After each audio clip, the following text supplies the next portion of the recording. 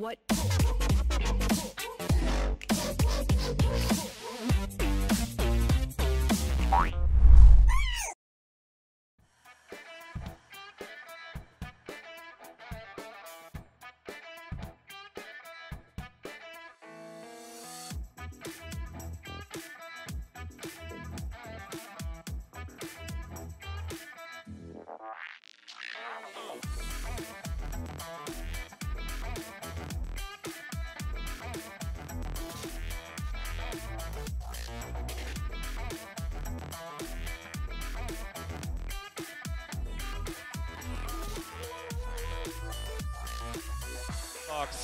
Chovy moves over as he has priority in the mid lane, and there we go. Okay, Taunt will land onto Joker. The Unbreakable's there, stops a lot of damage. Tarzan gets exhausted, but First Blood goes to Chovy on the Aurelia. They should even be able to get the steal away. Allow it to take place. Well, we'll see this one more time. As the Justice Punch was pretty good. That's a visual bug, guys. That Taunt was not. That was a very dead brawl. Rom not having the best experience.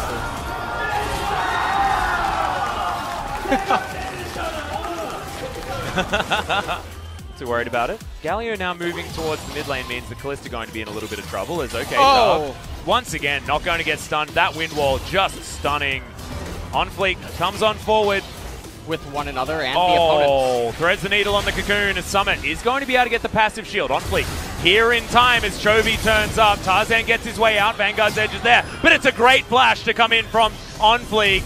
They are going to even this one up as Summit. Okay, On Fleek is able to get out of there and Chovy moves back to Summit. That's when they're going to start trying to fight around this mid laner. See, the Cocoon comes in here. Ultimate not cast by Sword at all. Maybe they could have gone for some sort of a flip onto Summit, but then right here at the very end, this is where it was so weird. Chovy allows him to get away. Didn't manage to kill him. Yeah. Flash available though. 얘도 잡았어요 형. 잠깐만. 난 위험해. 아 제발 하는 거. 야 너 빼. 난 살았어. 빼. Yeah. And Sandbox very relieved. Heroic entrance, not going to be utilized there as okay, flashes forward. They do manage to stop the Realm Warp. Summit gets himself a shield, does have the Seraph's Embrace, but he's in the grinder. That is a very dead rise, and that is Sword getting himself a kill and possibly turning this game around. Yeah. And now we're going to have man advantage here in this mid lane. No teleport available from Sword. Summit can make his way forward. Lehens gets himself under his outer turret. Ultimate is going to land there. Fate's Call means the dub just denied the ult, and that's an easy pickup for Viper, but honestly a mistake from Sandbox. Sword finally waddles his way in, and Joker slowed down but not taken down as the flash had to be used. Oh, and here comes Chovy. Yeah, teleports come in from Summit just to try and get enough people here, but Shelly's going to join the party. It's still a person advantage in this mid lane. Up 2 kills and a turret as well. It starts here.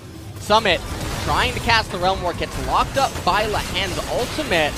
Placed down. Sword flashing over the side of Summit. Not sure if it was entirely necessary, but wanted to guarantee that he could bring the kill down for sure. Also looked cool.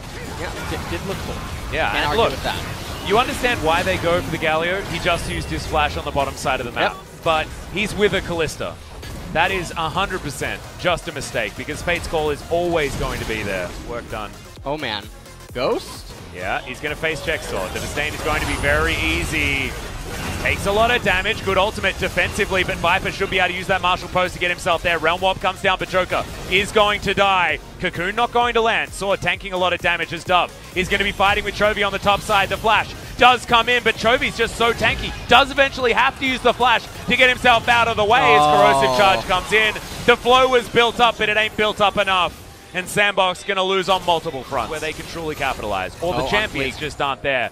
As On Fleek, yeah, he's just out of position, guys. Doesn't have Ragnarok.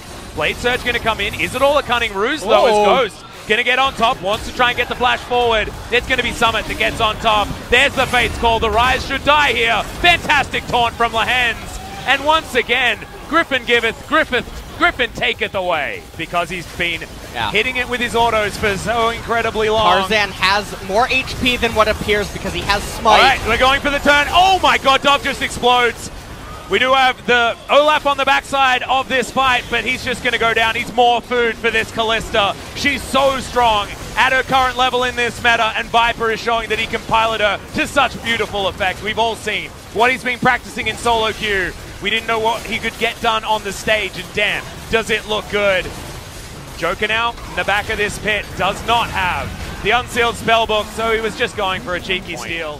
4,000 is now on the line. Okay, Lehens gets another taunt. Damn, they're so good at playing around Galio as Sword dives on forward. Doesn't find the knockback with the disdain as Chovy just waiting in the wings, looking for his opportunity. Flawless duet not going to land. Fate's Call just to rout Joker. You can see that was just a positioning ultimate. Viper basically throwing him over there so Joker had nowhere to go. But he's taking them on a merry chase. Everyone dodges the Glacial Fissure, but it buys him even more time. Baron, you can see, just ticking down second after second, and this is not sieging time. Oh, ends up actually getting. Yeah, Vanguard's Edge comes in just to try and get that kill. Defiant Dance is going to be there. Chovy picks up the kill, but at what cost, everyone?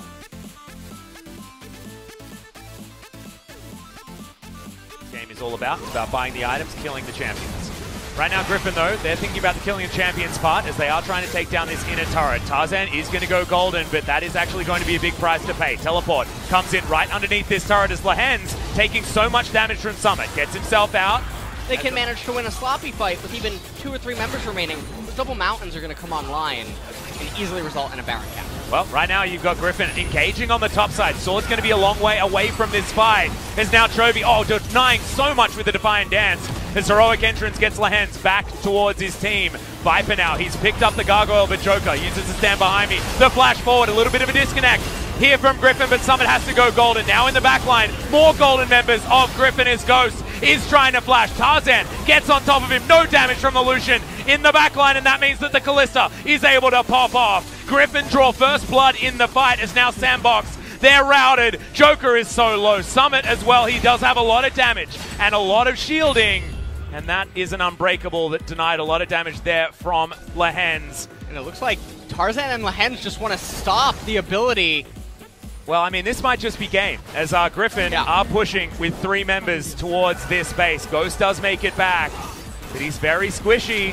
There's the Flawless Duet, just holding onto it, and Ghost just cannot move towards these Nexus turrets. It is going to be a bare Nexus right now. Summit is so incredibly close. The teleport onto this control waters. Tarzan unable to get it, and the Nexus will go down. Fear beyond death, even arms.